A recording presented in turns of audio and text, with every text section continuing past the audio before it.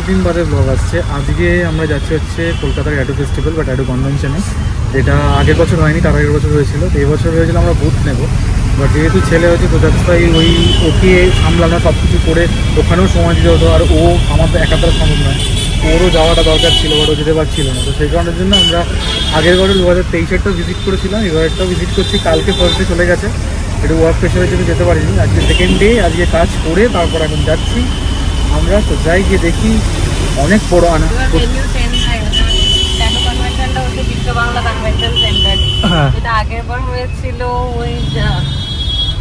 সাউথের দিকে metropolitan club, eastern metropolitan ক্লাবে হয়েছিল। এবার একটু বড় স্পেস, আমি এর আগে ওখানে কনভেনশনে গেছি, তো এক্সাইটেড। কালকে অনির্বাণ শো করে চলে গেছে, আমার মাথা গরম হয়েছে, যেতে পারিনি। তো আজকে গিয়ে দেখি কেমন হয়।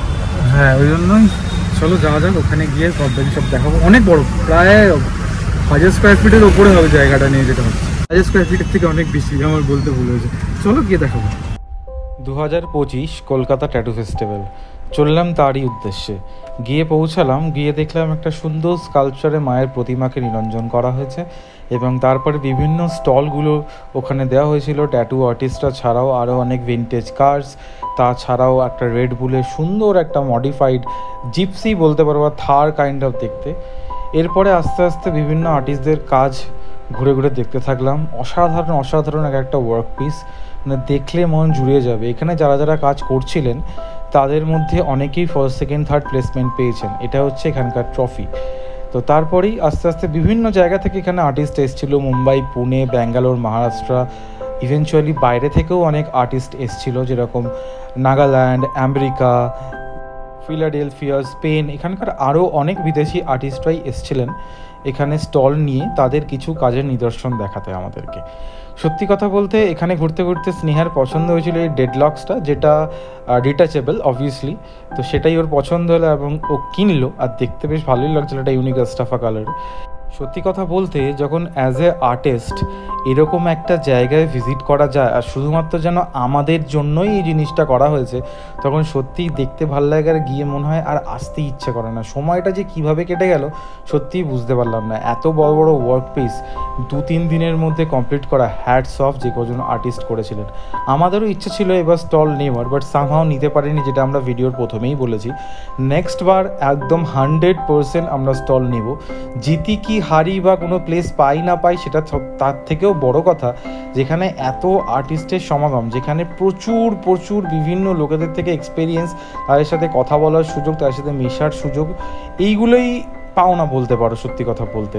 তো বিভিন্ন আর্টিস্টের কাজ দেখতে দেখতে আস্তে আস্তে চললাম হচ্ছে স্টেজের দিকে, যেখানে প্রতিদিন কোনো না কোনো আর্টিস্ট এসে প্রোগ্রাম করছিল।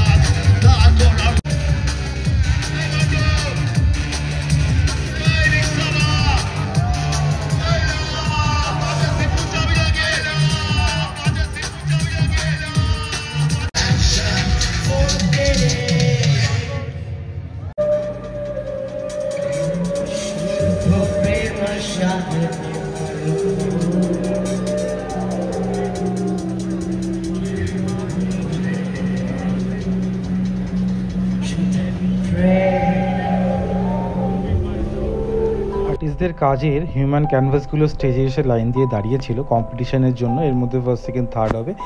এভাবেই আমাদের সেই দিনটা কমপ্লিট হলো।